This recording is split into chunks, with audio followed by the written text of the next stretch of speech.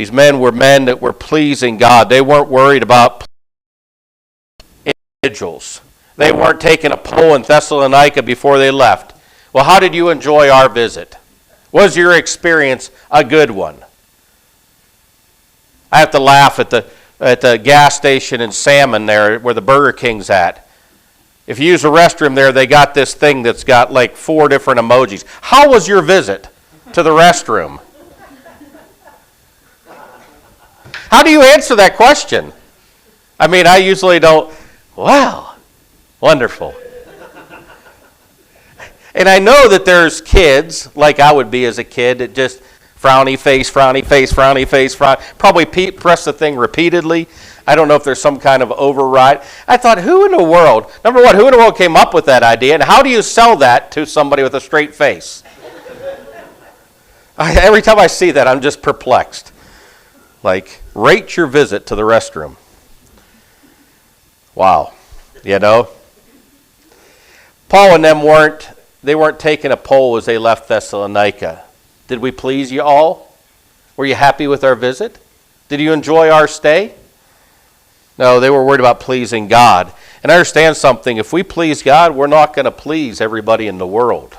The world's not going to understand why we live the way we do, why we act the way we do. They're not going to understand why, you know, when they're the type of crowd that you know, can kind of take or leave going to church and stuff. They're not going to understand why you're faithful to church. It's not going to please them. You know, sometimes friends or relatives will come and visit. You know, there's nothing wrong with if they're visiting at your house, you insisting on them coming to church. They're under your roof. You're feeding them your grub. Least they can do is come to your church. Don't feel like you're being overbearing or an ogre. Well, they won't like that. Well, the Bible says we need to be in the house of God.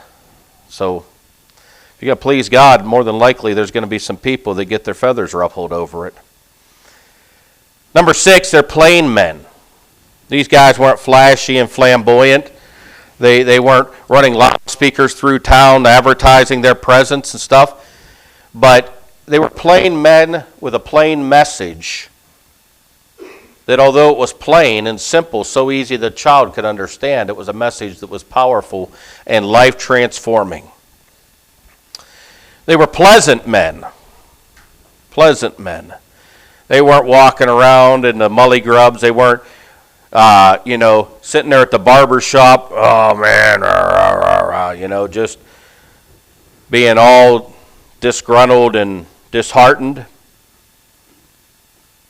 They were pleasant, passionate. Boy, they had a zeal about them. They were passionate about the things that were important to God. I was laughing a little bit to myself, but a preacher was preaching this morning talking about people sitting in the 39-degree downpour watching a football game for 3 hours yesterday. Like a steady rainfall the whole game, 3 hours.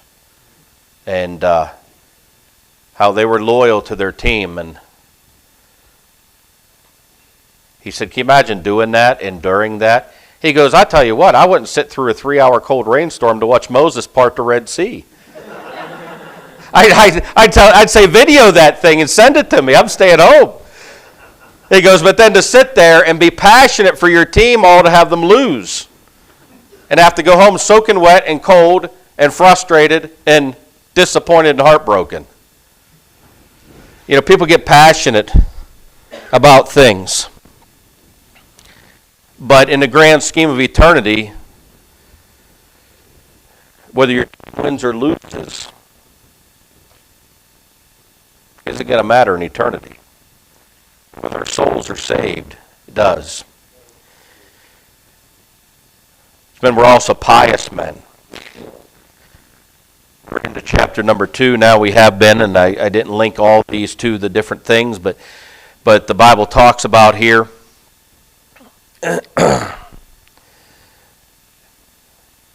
There we go, verse number 10. You're witnesses, and God also, how holily holily, they were pious men. Justly, they were proper men. Proper men. That's the 10 we've covered already. And with the Lord's help, hopefully we'll make it through the next few this morning. But number 11, the Bible says unblameably. Unblameably. The word unblameably means faultless. Doesn't mean that they were perfect, but it meant they were faultless. Faultless. Their conduct was a pure conduct. You couldn't look at Paul and say, oh yeah, that guy, well, he double parked his chariot out front, or he was at the intersection there, didn't use his turn signal. Or man, he came through Thessalonica just about 15 miles an hour over the speed limit. No, they operated in such a way that people could not attach to them. People could not grab a hold of it. That word, unblameably. Otherwise, they weren't doing things that they could be charged with, ticketed for. That cannot be laid hold of, nothing to grab onto. That's what the word unblameably means. Otherwise, they were conducting their lives in such a way that although the gospel message that they preached may bring offense to some people, their personal conduct was not. They weren't glorying in rubbing people the wrong way. They weren't gloating about just being a jerk to people. You know, sometimes I think in our independent Baptist circles that we have heard people pride themselves in just being rude to people. Just being a jerk. Well, bless God, I gave him a piece of my mind. Really? That's going to bring him to Christ? Because you gave him a piece of him. You understand if we run through life giving people a piece of my mind, sooner or later we're going to run out of pieces to give. And we're going to be sitting there like Joe Biden going, what am I supposed to do? Where am I supposed to get? Anyways, that'll probably get me kicked off YouTube.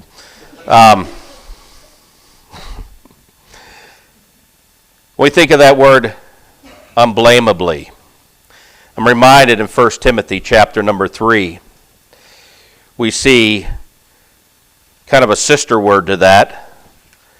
1 Timothy chapter 3, the word blameless.